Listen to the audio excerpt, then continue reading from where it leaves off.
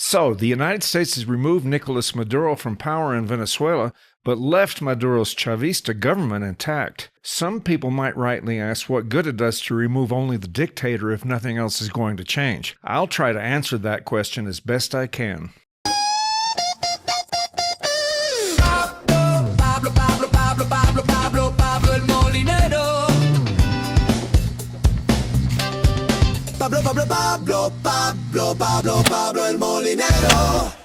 There is a lot that is unclear about the plan Donald Trump and his administration have for Venezuela after the attack and removal of Nicolas Maduro. I have always advocated for the removal of Maduro and his cronies because after losing the last election by almost 40%, they still refuse to give up power. If losing an election by that much didn't do it, then clearly nothing short of some kind of violent event would ever dislodge them from control of the country. They have dedicated their government to allying themselves with the worst villains on the planet: Iran, Russia, China, Cuba, and many terrorist groups that Iran supports. Hezbollah has a training camp on Margarita Island. They also support drug cartels from all over the Americas, including left and right-wing militias in eastern Colombia, who destabilize that part of the world. In short, they are bad news and they are not our friends. But as our experiences from Iraq, Libya, and other countries have shown, just relieving a country of a brutal dictator can often lead to a bigger headache than what was there in the first place. Now imagine,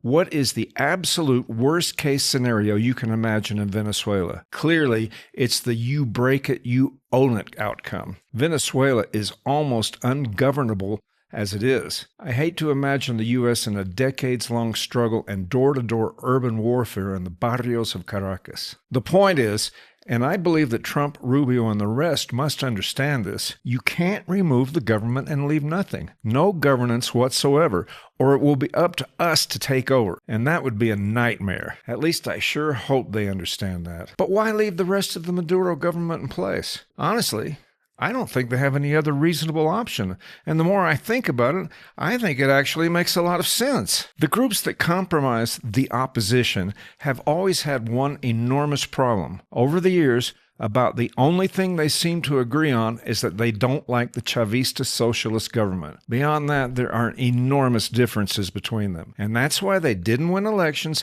and couldn't get rid of Maduro. I haven't lived there for a long time, so I don't even really know who all the players are. But one element that has always dominated Venezuelan politics is corruption. I'm not saying that it's exclusive to that country because, to a greater or lesser degree, corruption and inefficiency are defining characteristics of all governments. I'm not saying we shouldn't have a government.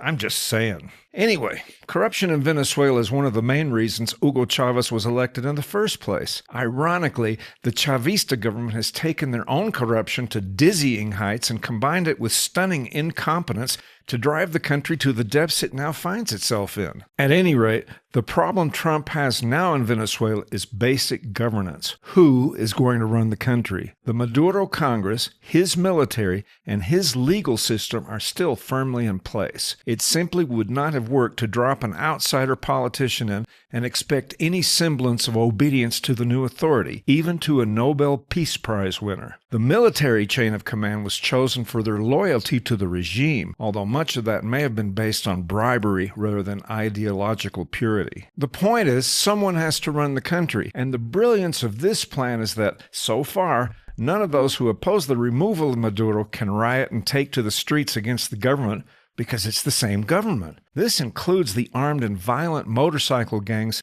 of so-called colectivos who are usually the first ones to mobilize against the majority opposition population. In the meantime, Trump still has a lot of leverage because everyone saw how effectively our special forces took Maduro away and then perp-walked him through New York City. He didn't invade the country. There aren't United States soldiers patrolling the streets of Caracas, but the Navy is still off the coast, the oil embargo still in place, and drug boats are still going to be blown out of existence. The CIA is certainly still in the country, and so the remaining officials got a startling lesson in the art of FAFO. During a speech, Trump made clear to the new authorities what his objectives are. He wants stability in the petroleum market, an end to Venezuela's chummy relationship with America's adversaries, and yes, an end to the drug trade. Eventually, there will be elections and changes to the country will be made. For now, it shall be up to those remaining in the socialist government to negotiate terms with Donald Trump. He has plenty of carrot to offer, and they can just ask Nicolas Maduro about the sting of the stick he is willing to use. This is Pablo El Molinero.